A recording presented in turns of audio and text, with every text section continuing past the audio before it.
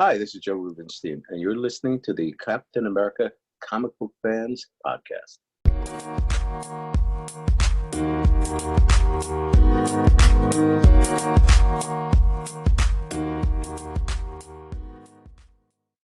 Greetings, Cap Art fans. This is Rick Verbanis, and you are listening to another episode of the Captain America Comic Book Fans Podcast.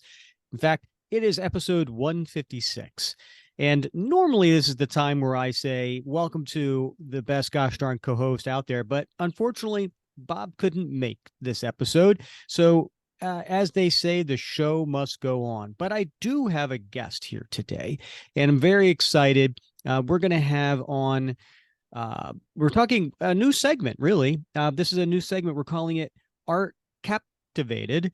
And we're going to talk to a guest during this segment who is a collector of Captain America original art and talk through their collection and really get into the whole craze of original art that has seemed to hit a lot of collectors over the last few years, including yours truly. And so we'll get into that in a moment. But, I will say before I introduce our guest, I have been into original art since I want to say between 2017 and 2018. So not that long ago compared to a lot of other people out there. But there's been plenty of times where there's been a piece that I wanted to get and someone else got it. And so I'm having that someone else on the show today. He's the Newman to my Seinfeld, and that is Alberto Gonzalez. Welcome to the show, Alberto. Hey, Rick, how are you? Doing great. Glad to have you. I'm always glad to be someone's nemesis, or I can be your Red Skull to your Captain America or whatever. Exactly. Now, before I don't want to get into like a Paul Simon song, but do you prefer Alberto or Al? Whatever's easier. You can call me Al and not make any Paul Simon references in there, but I don't want to get sued. It's probably easier than having to say Alberto every time you want to refer to me through this conversation. So, all right. Well, whatever you prefer. It's all right. And you know what? I'm going to let you call me Rick. All right. Excellent. All right. So yeah, I joke about the whole Newman reference, but the original art community is a pretty small niche community. There, I say it's growing and expanding, and it is, but it's still pretty small compared to, let's say, the comic book community. By a large stretch, it's pretty minuscule. And so, let's start with your interest in comic books, right? Because I think a lot of us comic art fans all started with comic books. And while you you currently live in the Bay Area, on the West Coast of the United States, but you did, originally from Spain, and yes. you grew up reading comics in the 1980s. So tell us a little bit about growing up in Spain. What was the comics like over there compared to American comics, and who your favorite characters were, and what got you interested? Yeah, I mean, like a lot of us, right? I started reading comics from a young age, and it all started just, I lived in Madrid, and I took the subway to and from school from a pretty young age, like 12 years old, all by myself. And on the way home, there was this little newsstand in the middle of the street that had comic books. I stopped kind of by there almost every day on the way in, and they started talking to me and knowing me and started pulling comics aside whenever they would come out in Spain. They basically knew to pull to the side any Marvel comics that came out, because they knew that that's from the beginning what I liked. And it was the 80s, and back then my favorite would be Captain America and Daredevil from the beginning. I think were the ones that I was drawn out to the most, and Avengers. But the comics there were ultimately not that different from the US. The comics were the same. The only thing is they came up instead of monthly every 6 weeks, and they were like 32 pages long. So it had like an issue and a half for every comic. I'm not sure why that decision was made, because it was kind of odd to Hmm. have an issue and a half every 6 weeks, based on the US material. And that means only that one out of every three covers would kind of not be shown as a cover in those comics, and they would just kind of be inserted in there. So there were a lot of covers that I never got to see, but I just, ultimately loved the characters, read them whenever they came out. And back in the 80s, what I remember was mostly, yes, the Zek run was in there. The Byrne run was in there. Probably some of the Paul Neary run later on in Hmm. the 80s, early 90s. And that's probably what I would say I remember the most fondly in that era. And I feel like it was the area of the big crossovers back in Marvel too. It was the Acts of Vengeance with the Avengers, Oh and yeah. um, Inferno, and all of those from the X titles. There was a lot of that. Operation Galactic Storm kind of came Hmm. up around that era. So it was the era of those big crossovers that almost made you have to buy every single Marvel series anyway. And were you that kind of guy that was like, "Up, I got to get these Yeah, other like I said, I bought pretty much crossovers"? every Marvel comic that was being released at that time. So yeah, I got everything by default, even though I had my favorites, but I still got pretty much everything anyway. Yeah. And so it's interesting with the comics you said were about an issue and a half. What kind was there like a delay? And how long was there delay between like say a US published Captain America, I don't know, let's just say 300. Mhm. When would that have come out in Spain? The delay wasn't horrible. I want to say at most it was about a year. So probably enough to just kind of make sure that they had enough of a backlog of comics, and then of course the time to get them translated and do whatever edits might be appropriate for the Spanish audience and kind of get it packaged. But it wasn't a horrible delay that they were 5 years behind. Just enough that if there were delays in the US for whatever reason, they would not have to be impacted by those delays necessarily. Hmm. And so when did you make it over to America? I came over for college, which was 93 when I moved to the US, which um, I kind of had lost a little bit of interest in comics at that time. I felt like the 90s became too much of the 90s for me. So I kind of lost track a little bit through that Rick Levins run and Cap Wolf, and then the Heroes Reborn and Rob Liefeld kind of taking over and then rebooting every year or every couple of years. I kind of got disconnected from there. And then again, in college, usually everybody has a different interest. Sure. Yeah. So yeah, I stopped there, and then after I graduated and I kind of came on my own, I started again probably in the early 2000s. I started collecting comics again and reading it. And then, yeah, by that time, for sure, I got drawn by the Steve Epting run and Hmm. those runs that started there, until more recently, of course.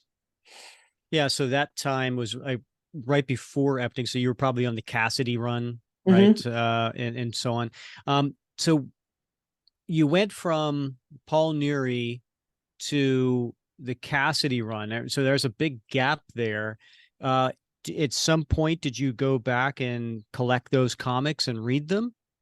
Yeah, at some point, before I kept moving from place to place, I ended up putting together the full Captain America run, and I was never a fan of slabs anyway. So every comic that I bought to complete the run, I ended up reading it. So I did end up catching up on everything that happened again there. Yeah, the Kieran Dwyer run, Mm-hmm. which I think was in there, Great leading stuff. to yeah, Rick Levins and the Ron Friends that happened before Rick Levins. So that whole era in there. And then Hoover. Yeah, Yep. Hoover and Johnson and all that stuff. Yeah. But yeah, I definitely caught that up more. Yeah, after 2000, as I started filling my collection, I read everything again, which I don't know if anyone if no one has ever done it, it's definitely fun to find the time and start reading the whole Captain America series from the beginning to the latest issues. Kind of like binge watching a show on Netflix, but reading the whole thing over a couple of months, probably at this point, since there's 700 plus issues. Right. Well, okay. Well, more than a couple months for me, but I'm going to tell you a little secret. Okay. So I know a lot of people think that I'm like, I don't know, this Captain America, huge fan, encyclopedia, whatever. I will tell you, I have not read every Captain America issue. And here's why. I'm one of those guys who doesn't like to read a story in the middle of read an issue in the middle of a story arc. Mhm. I want to make sure I have every issue to that story arc. Now, I started collecting Captain America on a regular basis in 286, I want to say. That was the beginning of the Deathlock story arc. Mhm. Right. And I started collecting that monthly from 286. And I've never stopped. I've collected ever since. So I went in and filled in the previous 200, 185 issues. Yeah. Right. And then I filled in the Tales of Suspense 58 through 99. And I was like, in my mind, I'm going to go. Now I've read a bunch of them. Don't get me wrong, but I haven't read all of them. But in my mind, I was going to do what you did. And I was going to start at the beginning. I was like, I'm going to start with Tales of Suspense 58, and I'm just going to read until, catch up on everything. I think it's going to have to wait till I retire. It's so funny. Like people have like retirement goals. There you go. One of my retirement goals is for me to sit and read my full run of Captain America from start to finish. Yeah, and I think it was easier when we started collecting because I feel like there were more standalone issues back in the 80s and 90s. You didn't necessarily have to read the stories the way they are today, where they seem like stories are now built in 12, 13, 14 issue story arcs. And I'm like you, I hate having to wait for a story to finish.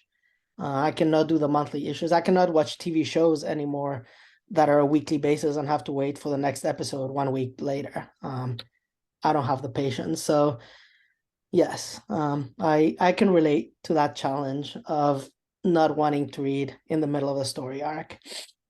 All right. So when did you switch to collecting art? At what point did you say, you know what, I want to start, I want to, I have the comics, but now I want to own a page or something from comics.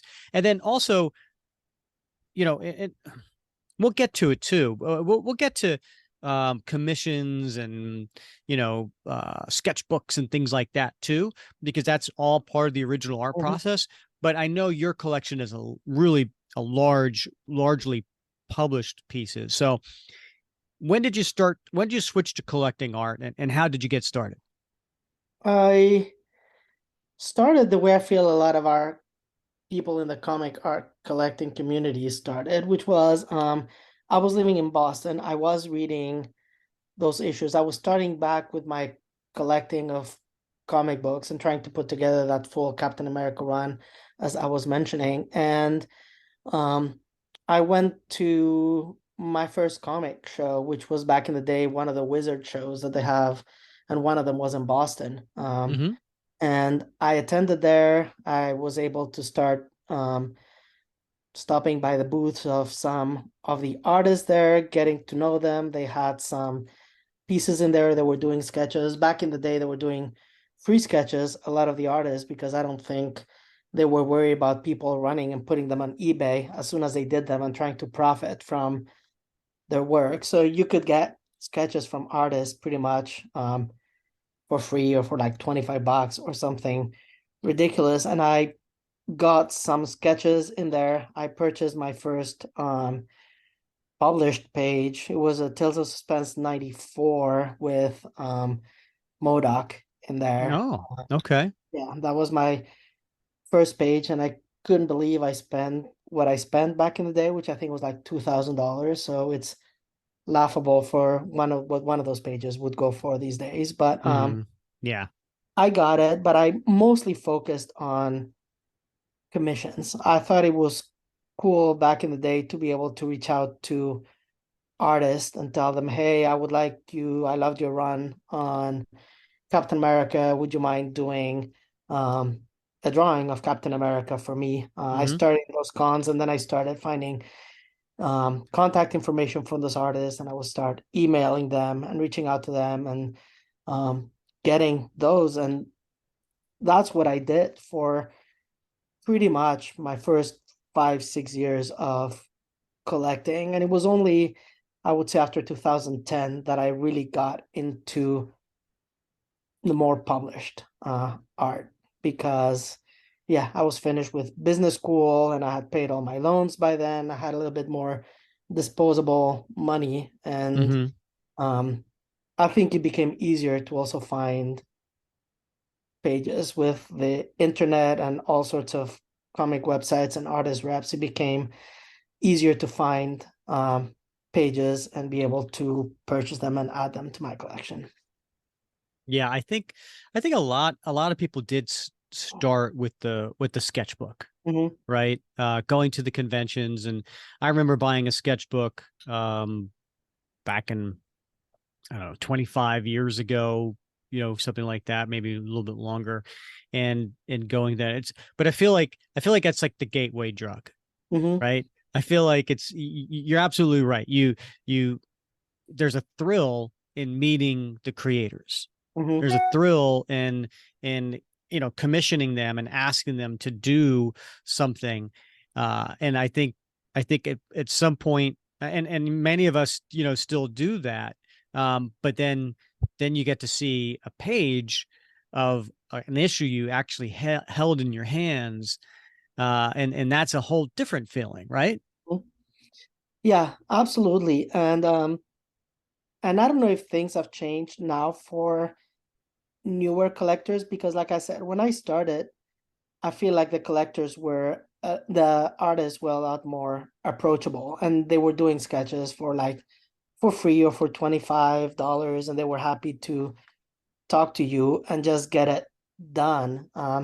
These days, when you go to those shows, a lot of them have to put sketch lists ahead of time and get them approved, and they try to make sure they're personalized and try to prevent it. What they don't want is doing sketches for close to nothing, and then immediately after the show, people put them up on eBay and try to make money off of their easy sketches. So I feel like that has changed for sure.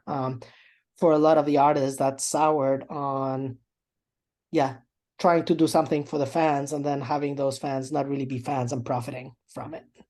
Yeah. I think, gosh, the whole collectible industry, it didn't matter what it was. I think a lot of that has happened and has really soured it for other people, because, I'm also a sports fan, right? And I collect some things, for my favorite sports team. And there are, people who go get autographs on something, and then they turn around and they sell it and make this money.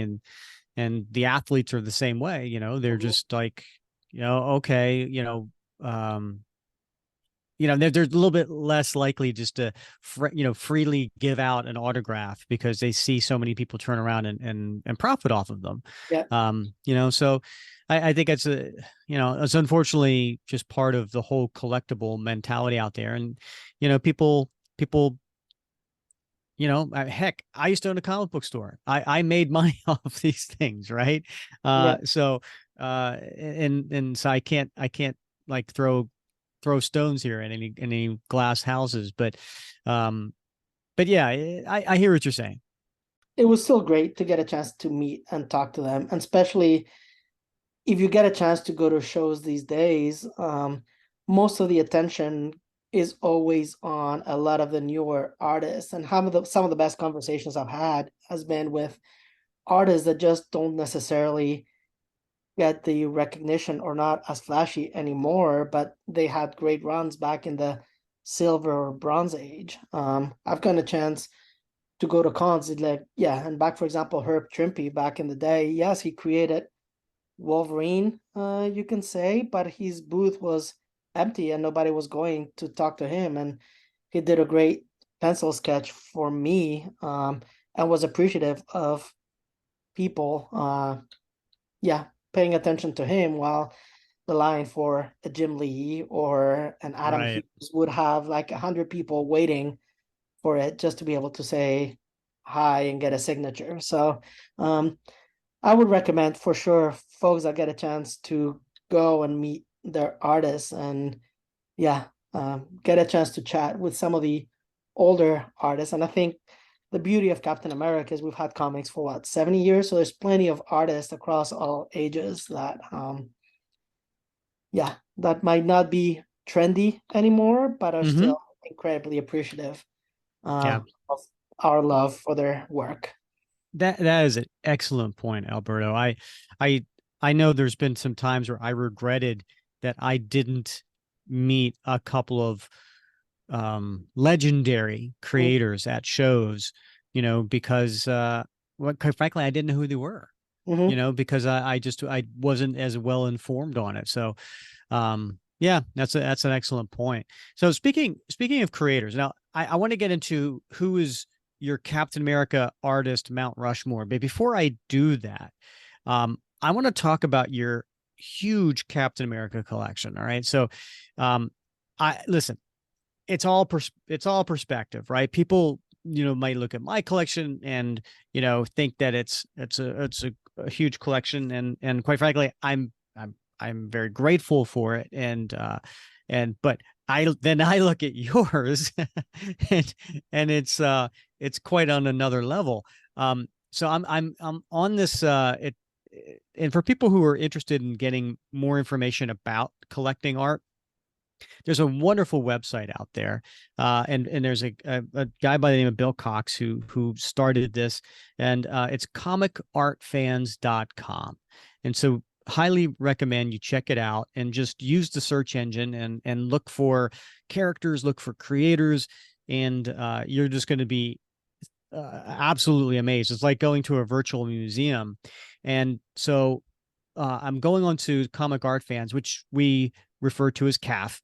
And everybody has their own gallery. I have a gallery. Alberto has a gallery, and I'm on his page right now. And I'm just going to throw out his individual galleries and then the number of pieces that are in each gallery, just for the Cap stuff. All right. Captain America commissions, 24. Captain America and Sharon Carter commissions, 14. Captain America and Red Skull commissions, 13.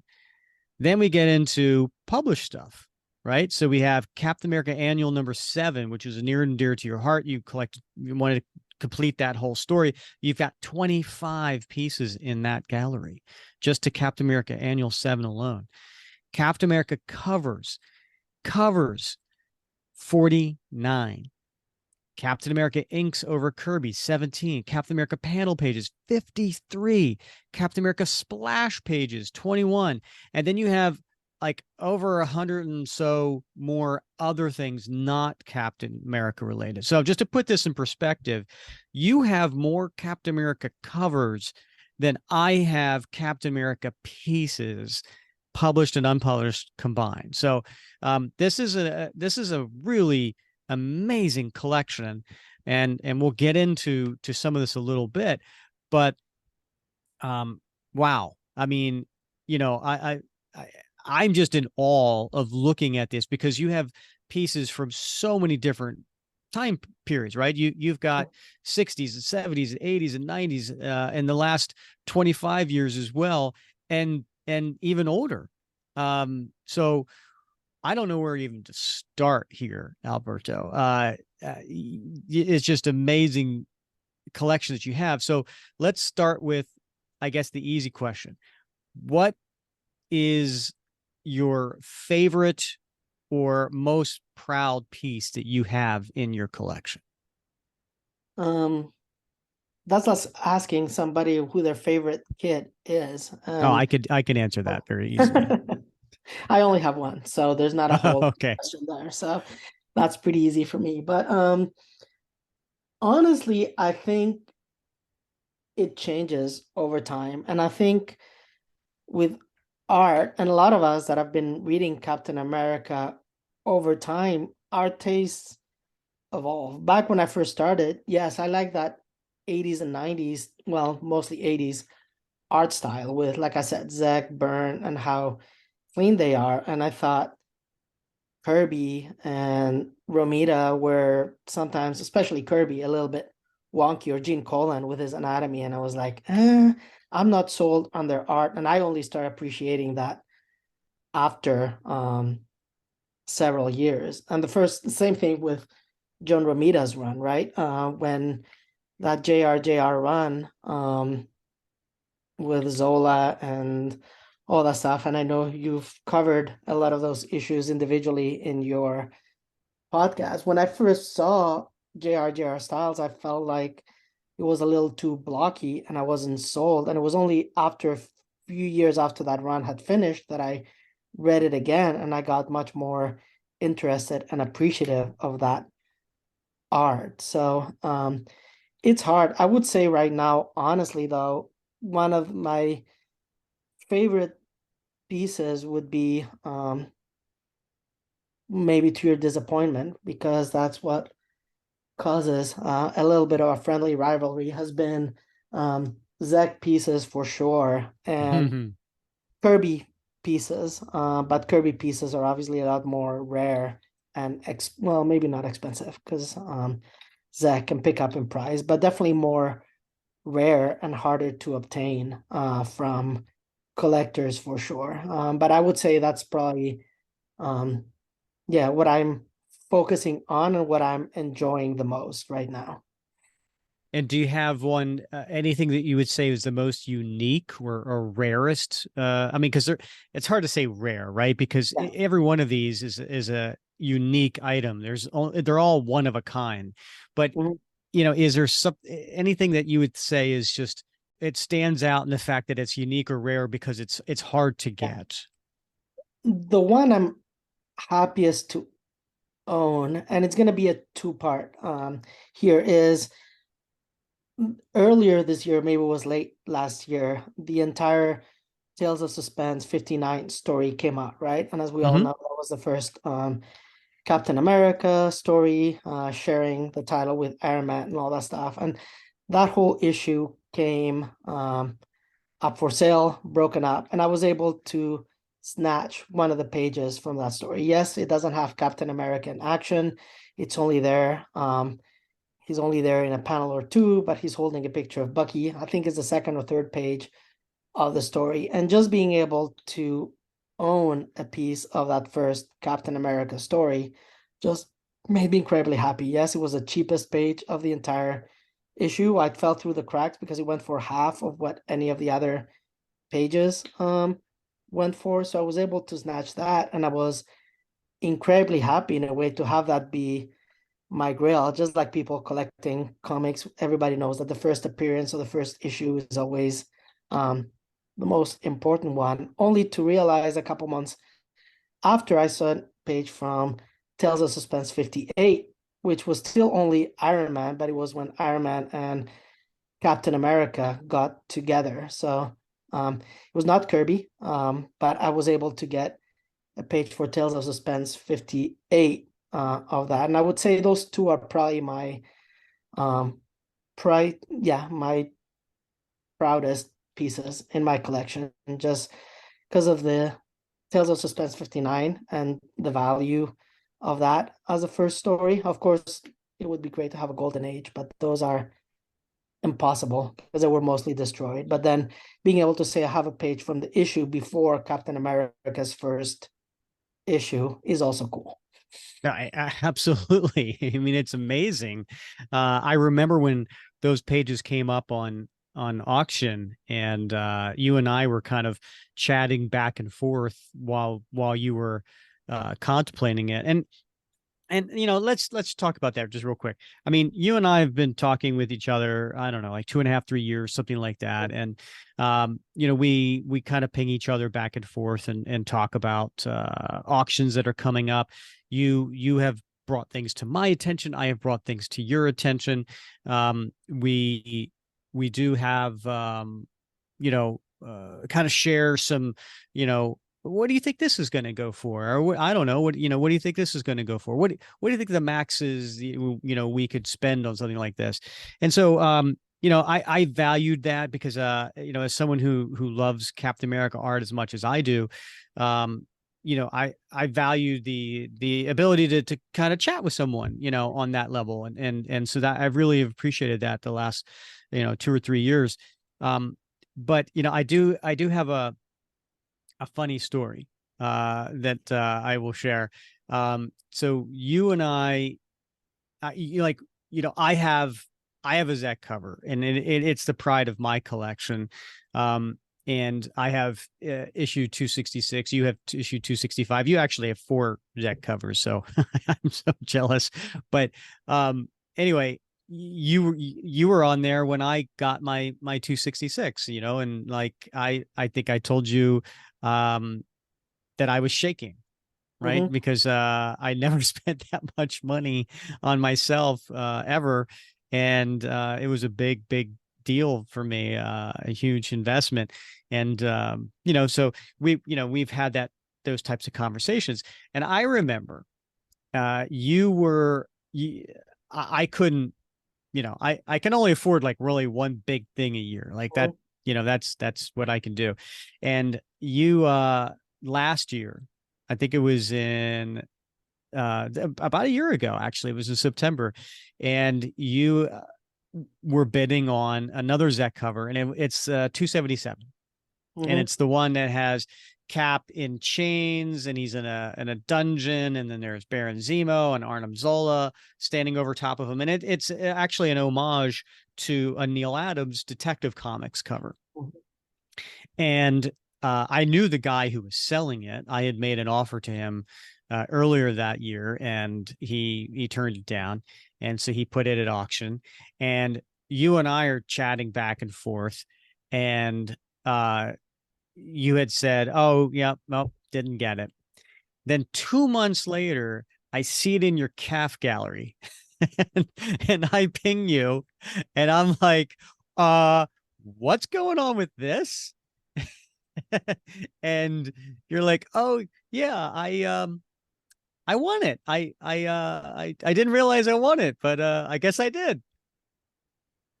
Yeah, and to be honest, that can be, and this has happened to me after the fact too as well. It even happened this weekend. The problem with a lot of those big auction houses is that they end up having two prices. One, which is the price that you want to pay, but then on top of that, they tack 15 or 20%, depending on the auction house on top of that. And then they list that Yeah, final buyer's price. So premium. Yeah.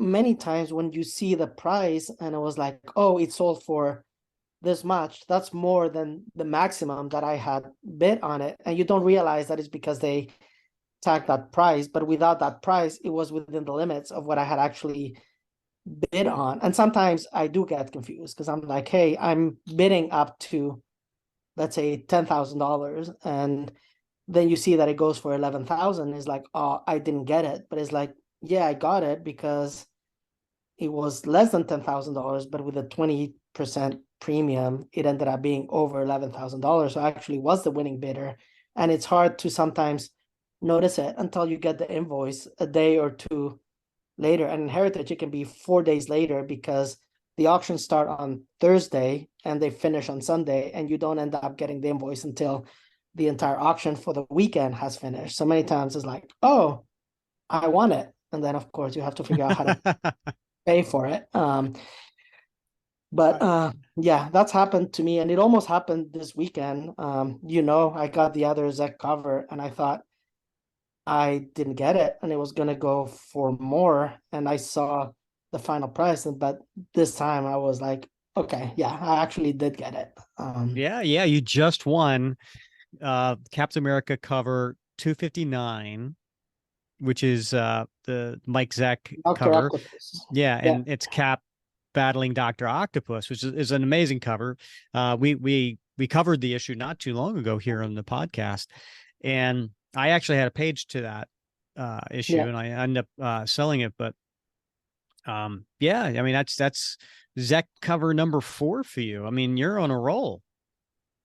Yeah, and what I will say back to what you were saying before is yes, the comic art community is small, but I think it's also very supportive and collaborative. There's been a lot of auctions where a collector will say, "Hey, I'm really interested in that piece," and I'm like, "Okay, normally I would be interested too, but I already have an example by that artist, and um, and there you offer to not necessarily bid on a page that you probably would have normally bid on just because you see somebody else really interested in it." And you and I have talked a few times about the same Oh thing. yeah. Like you will tell me, "Hey, I'm interested in this page. This is the max that I'm willing to pay for." And if one of us is willing to go a little bit higher, we step out and don't necessarily bid up and make the other pay more than they have to, and just step aside. And that happens actually a lot with a lot of longstanding collectors, that there's this gentleman's agreement sometimes that if there's a page that you really really want, that some of the folks in the community will step back to let you try to get it. Doesn't Yeah. always happen, but I think it's more collaborative than you would expect. I think it's not a cutthroat community necessarily. Yeah, I'm glad you brought that up. That's it is very fair. I know you and I have had conversations like that a few times over the last few years about, are you interested in this one? Okay, well, I'll step back. And I know, there's been a few things that I was interested in that, A, either I knew you were really interested and I didn't bid on it, or B, you just have deeper pockets, and I just can't compete. So for example, here you go, the one that you just got in the mail today.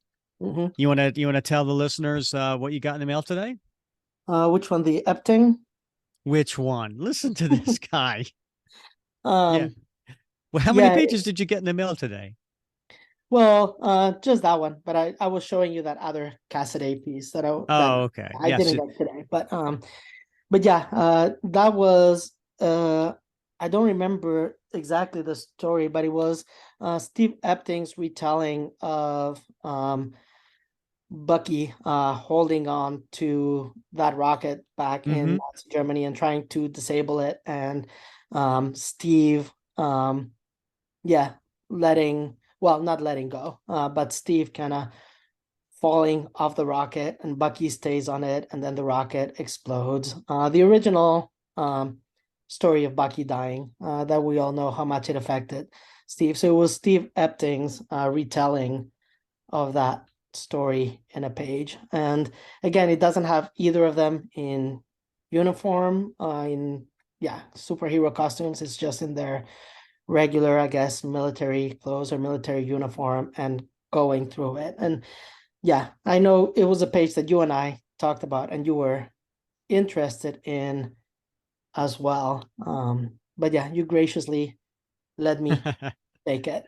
Yeah, but and that's the kind of thing we're talking about, right? I mean, listen, and it's a beautiful page. I mean, first of all, Steve Epting, amazing artist, right? His run on Captain America is just absolutely beautiful.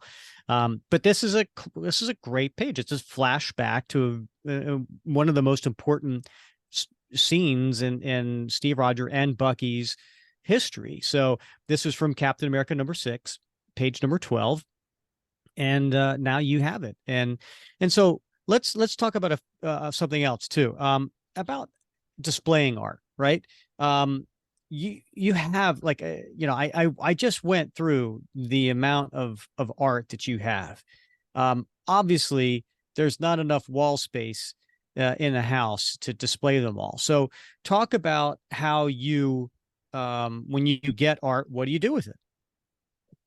I have in my office right now, and you've seen a lot of it. I have 27 pieces. I probably look like a hoarder to anybody that doesn't understand the mind of a collector, but I do have 27 pieces posted in there. The way I display them though is I but not necessarily the best quality frames, but frames that are fairly easy to remove and put a new piece in, so I can rotate some of the pieces on a regular basis and not have them just be stuck in a closet. And I know you're big on, personally, on not wanting to just have arts being sitting in a closet and not being looked at on a regular basis. Art is there to be seen, enjoyed, and not hidden. Similar to how I think comics should not be slabbed and put away. And I've never bought a slabbed comic because I like them to be able to open them and read them and just go through the story myself. But side tangent there. But yeah, I definitely enjoy every piece that I buy, and I want to be able to see them on a regular basis. Some seem to stay almost forever, some will come and go, but yeah, there's definitely something to be said about trying to display as much of it, and just seeing every time you walk into a room and be able to enjoy it. Yeah. Yeah, absolutely. I know I personally get a lot of thrills of just, seeing the art on the walls and or whether it's in framed or whether I have them displayed another way. But yeah, I totally get that. So I said before, wanted to get to your Captain America artist Mount Rushmore. So who would you say for your top 4 artists for Captain America, who would be up there on your Mount Rushmore? I pretty much agreed with your community. I know I was there when the whole voting took place earlier this year for your Mount Rushmore artists. I would definitely list, and I'm gonna try to go back in chronological order. I would definitely list Kirby in there. I would list Zek in there. I would list Steve Epting in there. I probably would list, and maybe this is more nostalgia than anything else, but I really enjoyed Neary's run. Maybe it was a little bit more Interesting. and I have some of the covers in there. I think they're a lot of fun. Like I have the one where Batroc is kind of like jumping at him, and there's a couple villains in the background just looking at him and kind of Yeah, Machete and yeah, Zoran, right? yeah, and they're and then there's one with Hawkeye, and then you have Captain America holding the bow and arrow, and Hawkeye having Captain America's shield, and yeah, they have some friendly banter. I think that's one of few covers that I have that actually have a word balloon in there, which I think is always fun because you don't see that a lot. But I think Not on covers, no. yeah. So I think that's definitely in there. Like I mentioned earlier, I built an appreciation for John Romita Jr.'s run in there. So I would probably list it at this point as one of my top artists. The rest is Well, hard. you've given me 5 so far. Okay. So I'll stick to So that as my top 5. Maybe Mount Rushmore with an extra head added in there just for fun. okay, we'll draw an extra head in. Yes. Yeah. But I also will say, as much as I like some of those older stories, I really have enjoyed the recent Captain America Sentinel of Liberty with Carmen Carnero art. I think she did a great work in that series as well. And I was very pleasantly surprised. It kind of looked a little bit like old school in some of that art. And it almost reminded me a little bit of Epting, but I can see that. More than I've enjoyed most newer art. Mm-hmm.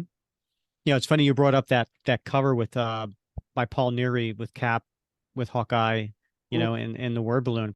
We just covered this issue 2 episodes ago. So, and it was funny. I was on the episode. I was telling Bob, I know the guy who owns the cover to this, and also we're covering Castaway and Dimension Z, and I'm like, I know the guy who owns the cover to this.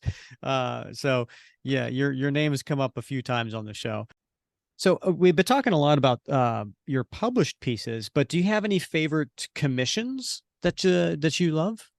I enjoy a lot of the commissions just because of the memory of interactions with the artist, and they're not always the um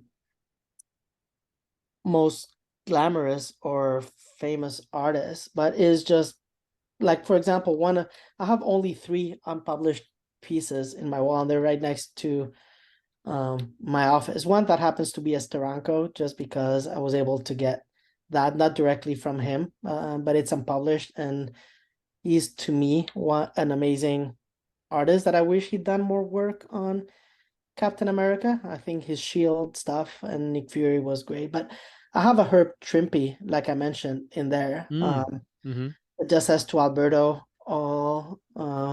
yeah, all the best to you. And he drew that for me at a con here in San Francisco. And I have one from Brian Postman, who didn't do a whole lot of work on Captain America. As a matter of fact, I think all he did was that Captain America Annual 7. But when I started trying to put that story together, I interacted with him and I talked to him, and I got some of the pages from him, and he drew a commission from me, and that was just a memory of that interaction in there that, to me, is very special. I also talked a lot with Aaron Lopresti for a while, which, again, I don't think ever worked on Captain America, but I loved his art style in there, and I have a few pieces by him that I think he did an amazing job with, and some Bob Layton work. So I think, to me, commissions are about the story and the interaction with the artists themselves, that make it a great experience. I know so many people that refuse to do commissions these days just because some artists seem to take 2, 3, 4, 5 years to get through their commission lists after you send them money. And I, for one, don't have the patience for that either. So I've always tried to go for traditionally reliable artists that are dependable and famous for being dependable. Yeah, no, I agree that, it's challenging out there because some artists treat it like a business and will, are very quick. Like I've had some, back during COVID, during the pandemic, I wanted to support the artists because, the conventions were shut down, and so they, their livelihood wasn't, was very much impacted. So I, and of course during COVID, I think a lot of us had retail therapy going on too, right? So I'm spending money and I'm justifying it by saying I'm helping starving artists, right? And there were some that, got the commission, boom, done, boom, had it within 2 weeks. Yeah. And then there's some that you just had to hound and chase, and it might be 5 months, 6 months, 7 months later or whatever. So yeah, and those artists, those names get circulated out there, and but for whatever reason they still get work. People they want something from that artist, and they're willing to wait a very, very long time. And I've heard some stories. I saw one last week in one of the original art Facebook groups. Somebody had finally gotten something for 10 years. 10 years. Yeah. Yeah, to me that's ridiculous. And I saw that you recently posted one from Chris Samney that I think was a great piece, that with Captain America and Daredevil, if I'm not mistaken. I don't know how long that one took, but probably not too long. Okay, so first of all, you and I both share that our favorite characters are Captain America and Daredevil. So we definitely have that in common. So Chris Samney, who had some really good runs on Captain America, he worked with Mark Waid and also with Ed Brubaker on Captain America, but then he also had an amazing run on Daredevil. And so I've been after trying to get him to do a commission for a while, and he puts these things up on his website, and he's like, I'm doing 12 commissions this year or whatever. And, there's this much money. and I'll put them on sale at I don't know, 10 a.m. on Sunday or something like that. And then you go on there and you type all your information in. It's like going to Ticketmaster, trying to get tickets for a concert, and you're just going really, really fast. And then it's like you hit submit and it's like, I didn't get it. Right. And this happened to me for years. Then, I wouldn't say years, but I mean, 2 or 3 years. And this past March, when he did it again, I got on and I got an email pretty quickly saying, all right, you are slated for August to get your, commission. Let me know if you would like to see a picture of it, before I send it to you. Blah, blah, blah. Very professional, very professional. And then, come August, I get an email. Hey, Rick, here's your commission. Tell me what you think, and I'll send it out to you. And I got it like the first or second week of September. So, he made it very clear how long it was going to take. He kept good communication and, kept his promise. So I highly recommend Chris Samney to anyone out there who wants to get a commission, if you're so lucky enough to get on his list. If you're patient enough to be hitting that list every time that you can and being lucky enough to make it in one of those valuable slots. So let's talk about I think some people who aren't into art don't have all the background on it. Let's talk a little bit about investment, right? Because I think many of us justify the money we're spending by saying it's an investment. I know I do. I look at it like I'm diversifying my retirement. Instead of giving all this money to, a broker I'm taking some of it and I'm putting it to art. And, quite frankly, I've never lost money on art. And I personally, I know we haven't talked about this yet, but you haven't sold a piece. I probably have sold in the last 5 years, 30 pieces. And, and why, because, I'm upgrading. I'm looking to, my budget was X 5 years ago and it's Z now. And so, I'm selling the lower price stuff to buy a larger price stuff. You know what I mean? And like you had said before, it comes and goes. Things change. What you may have loved 5 years ago, maybe you don't love as much now, but you see something else that you do want. So, anyway, I've like I said, I've never lost money on anything, and I know there's been some debates out there in the community about commissions versus published. Like some people will say, "Oh, I'll never buy unpublished artwork because you lose money when you go to try to sell it." And I've never lost money selling a unpublished piece to anybody, or else I wouldn't have sold it, right? Yeah. But do you have any thoughts on the investment aspect of art? First of all, I never look at it necessarily as investment because well, I guess you can put the disclaimer even when you buy stocks that investment has inherent risk, blah blah blah blah blah. We're not promising that you're going to make money. There's definitely some variability in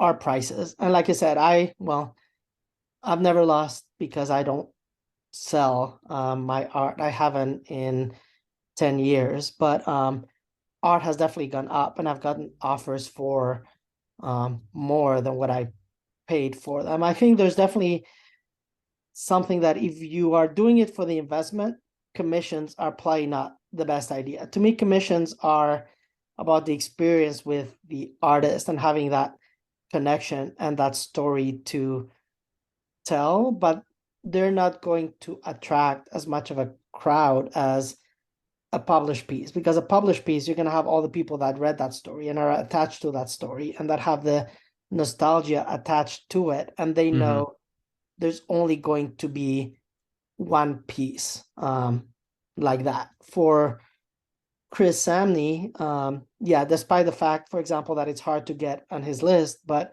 if you try to sell that piece right away or fairly quick. Right now, somebody might say, well, I can get on his list and get a piece for not that much more than you or about the same price as you, and then he will draw what I want him to draw. So why would I want to buy a commission? And of course, then there's a conversation of, are artists still doing art versus not? Are artists that are passed away that obviously cannot do commissions anymore, and people are going to be willing to pay more. So I think a lot of it is going to depend on how long it's been since you bought that piece. That's fair. That's 100% fair. I also would say there is safety in purchasing something that has already been drawn. Yes. Because I don't know about you, but I know myself and some others that I've talked to that have commissioned an artist, gotten a piece, and was disappointed. Mm-hmm. It wasn't what you were hoping for. And so there is some, being safe by seeing a piece that's already done and saying, I love that piece, so it could be either way. Yeah. But I think back to the investment part, though, I think the last few years have been very profitable, I guess, for art, for people that have wanted to sell, and prices have gone up a lot. I don't know how much of it was, like you said, COVID and people sitting at home and not spending as much money and having more money to spend on nostalgia and things that they wouldn't have necessarily bought otherwise, and whether that's going to maintain to go up. I don't think it will go down, because I think most collectors, when they buy a piece, they're not going to sell it for less than what they bought it for. They're going to, at the very least, break even. So it's hard to lose money on it unless you're really desperate and just want to sell it to the person that gives you the first offer. But I think it's overall pretty safe as an investment. I'm not sure I would sell it to my spouse or girlfriend or family as a sound investment decision, except to make myself feel better about it. Well, like I said, that's how I justify it. My girlfriend looks at me and is like, you spent how much in art? And I was like, but it's an investment. She's like, yeah, okay. Well, but I think you bring up a good point, right? It's like comics. I mean, it's no different than comics, right? People buy comics, they read them, they enjoy them, they collect them, and then hope someday that they can turn around and get at least their money back.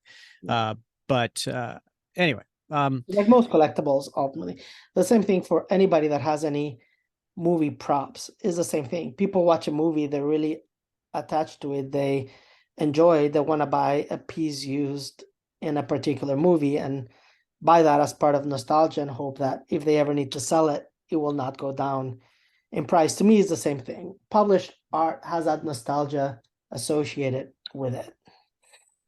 Yeah, at least 100%. Yeah, the more nostalgia involved, the more you're willing to spend on it. And I think we all have our sweet spots. Mm-hmm. All right, so a few more questions I just want to finish up here with. So you had mentioned before that your favorite Captain America love interest is Sharon Carter. Yes. So who draws for you? Who draws the best Sharon Carter? Oh, that's a tough decision. I would say actually I enjoyed for Sharon Carter the way Now he's looking around his room for inspiration. but none of my covers, there's not a lot of covers that have Sharon Carter in them though. Don't you have that Sharon Carter cover of Escape to Dimension Z where she says Steve and he looks up? Yes. That must not be one of your framed covers. No, it's not one. It's one that should go into the rotation for sure. I would say though, I really enjoyed the way Epting in general drew not only Sharon, but the Black Widow, Natasha, in a lot of Oh his yeah. issues. I think he had a great way of drawing her for sure. But with a lot of nostalgia, I also look at the way Kirby drew maybe wasn't yeah, maybe it wasn't Sharon back in the day. Although I think there was Sharon, but I like the way Kirby drew Captain America's love interests for sure as well, with that style of hair and the clothes back from the 60s and all that stuff. But I would probably just pick Steve Epting in that run. Yeah. And if Bob was here, he would point out that Steve Epting drew Sharon Carter's skin tight costume. Yes. She drew everybody's costume skin tight. Yeah. Including Sin, including Black Widow, everybody that he drew. All right. So my final question for you is, what is your Captain America original art grail? What is not in your collection right now that one day, if you got this, you'd be like, I'm done. I can die a happy man. I will say, and you mentioned why I have as many covers or pieces of art. What I've been trying to do in my collection has been trying to get a representative piece from every major art team on Captain America. And I feel like I have most of them. If I were to pick a grail, it would probably be either one of Romita Senior's covers in the, what was it, probably in the early 120s or whenever he had his run of covers, or probably the ultimate grail would be one of the, I think he only did 2 Steranko covers that he did for Captain America. And yeah. those would be amazing to get. Yes, I could mention Golden Age Captain America, but sadly most of that got burned and destroyed over the ages, and there's very little left, if anything. There was one piece that came out, and the shape that it was in was pretty rough in auction. I know you and I talked about it, was what, 3 months ago or something like that. Yeah. The splash page. Yeah, and it was in pretty rough shape. But if there was something clean, for sure, it would be a Golden Age. Otherwise, it would be a Romita Senior or one of the Steranko covers, I think would be my grail. All right. Well, I think someday you're going to get there. If anybody can do it, it's going to be Alberto Gonzalez. And that might be one of those where I have to end up selling some art for. And I would probably be okay with, if you ever want the 265 cover, if I find one of those grail covers, you can have it. Oh, all right. I'm going to hold you to it. We have a recording now. Okay. All right. So, tonight, on Comic Link, in about a half an hour, there's a piece that's, going to end on auction. It's Captain America #5 from Volume 7. So it's a John Romita Jr. Splash or half splash page. Are you going to be bidding on that, or am I going to have an opportunity to win this? I think you are. Everything's all yours for the time being after buying that Zek cover. I think you should take advantage and get as much as you can while you're replenishing your funds. Yeah. Although I will have to show you, and it might be arriving tomorrow, I have a big splash of Ian, full page splash of Ian from John Romita Jr.'s run that I should be getting in the mail in the next couple of days, and I'll post it for you to enjoy it and get a little bit jealous. I'm always jealous. Always jealous. How'd you get this one? Yeah, and I don't want to necessarily do a name dropping, but Nick Barucci, who works for Dynamite Entertainment, he owns a lot of art, and actually Yeah, between he him does. and I, we owned 8 of the 10 Romita Jr. covers from that run. I owned 4, he had 4, but he had a bunch of pages from that run as well, and he offered it to me because he is trying to buy another piece of art, incredible piece of art, not Captain America related, but he needed to raise funds, and he I gotcha. offered Okay. it. Um, See, he that's paid the for nice some thing. connections. I gotta tell you, that's the nice thing about being known as the Captain America art collector. You have that reputation in the community. I'm slowly breaking in. Some people know I'm like I'm like the Robin to your Batman, but I think you're getting that Batman status because you're the one who actually has a Facebook group dedicated to Captain America. That means you must be a much bigger fan than me. I don't know about So, that. Yeah. Well, I just don't have the deeper pockets. That's all. All right. Well, I can't wait to see what's next coming in your collection. And thank you, Alberto, for coming on the show. We really do appreciate it. It was a fun conversation. I hope people learned a little bit about original art during our conversation. And stick around, and we'll have another guest at some point in the future for Art Captivated. Now, speaking of John Romita Jr., next episode, come back because for episode 157, we will be in our penultimate chapter of the Castaway in Dimension Z. So we'll be covering volume 7, number 9. And we had as all of these, they always end with a cliffhanger. And so Bob and I will be back next week to cover episode 9 of Castaway in Dimension Z. So that'll be fun. So I hope you come back for that. All right. Again, for Alberto Gonzalez, I'm Rick Verbanis, and you have been listening to another episode of the Captain America Comic Book Fans Podcast.